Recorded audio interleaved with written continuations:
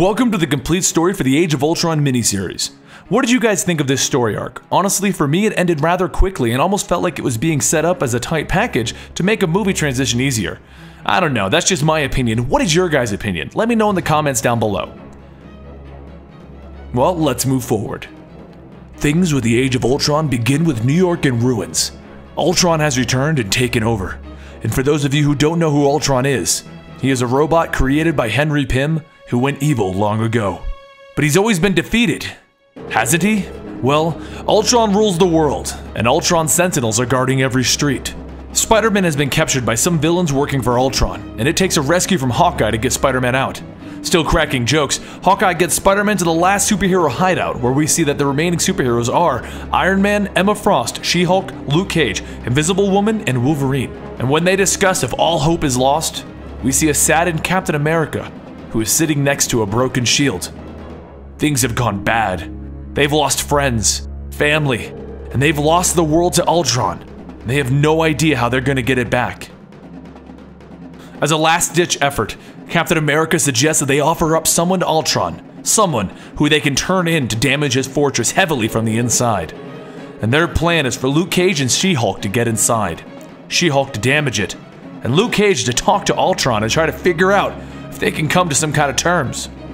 But once inside, they discover things are so much worse than everyone expected. Ultron isn't even here. He's using Vision's body to command and control everything from the future. A future that he has already won. There's no way to stop him. Luke Cage gets thrown out of the building by She-Hulk before Ultron can kill them both, and sacrifices herself so that Cage can get this info to the remaining Avengers. Luke Cage manages to let them know the situation, but then he dies to his injuries. What are they gonna do? He's literally sending things back from the future to ensure that his future happens.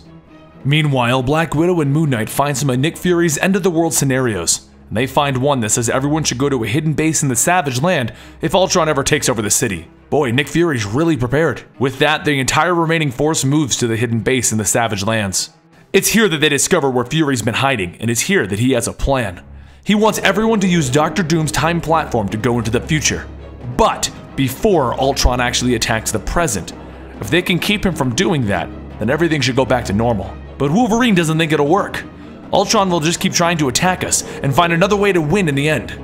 They need to go into the past and kill Henry Pym before he can even create Ultron. It is suggested that they just tell Pym not to build it, but Wolverine says that's basically like challenging him to make it so it doesn't conquer the world. After much debate, Iron Man, Captain America, Nick Fury, Red Hulk, Storm, Quake, and Quicksilver all go into the future to stop Ultraman before he attacks. But once they leave, Wolverine decides to go into the past to kill Pym himself, and once he gets there, he finds that Invisible Woman has followed him. In the future, the heroes are quickly overwhelmed by Ultron Sentinels as he expected this, and was ready. But in the past, Invisible Woman and Wolverine debate the good that Pym has done versus the evil that is Ultron. It is decided that the only way to end this is for Wolverine to kill Pym, which he does. Thinking that they were successful, they immediately go back into the present, and they realize right away something isn't right. It looks like the Kree-Skrull War came to Earth, and in New York there are a lot of S.H.I.E.L.D. helicarriers everywhere. Once they get to New York, they're stopped by the Defenders, who eventually bring Wolverine and Invisible Woman to see a cyborg Tony Stark once they realize who they are. After they explain who they are, and Tony checks it, he explains what happened after Wolverine killed Pym. The Avengers broke up shortly afterwards, and then Latveria and Asgard went to war. Thor vanished, and Morgana Le Fay conquered half the world. Without Pym and his technology, magic overtook technology. "You broke the world, Wolverine," are his last words, before he accuses them of being spies of Morgana Le Fay. Just then, Morgana shows up with her army, and everyone begins a fight. Explosions happen all over, and eventually Wolverine and Invisible Woman are going back into the past to change it again. But Tony warns them, they can't keep changing things. Time is like a living organism, and if it gets changed too much, it'll rip. Wolverine and Invisible Woman go back into the past to stop Wolverine from killing Pym, and they manage to do it. But then there's two Wolverines, Invisible Woman and Pym, trying to figure out how they can fix this whole mess. It comes down to Pym's decision to put a failsafe into Ultron, so if needed, he can just turn off Ultron. Invisible Woman and both Wolverines travel back to the present, where the new Wolverine we just ran into asks the original Wolverine from this story to just kill him. He doesn't want to live with the memories of the destroyed world and all of his dead friends. And in the last Age of Ultron death, Wolverine kills Wolverine. Back in the past, Pym finishes his work on Ultron, who turns on for the first time and calls Pym Daddy.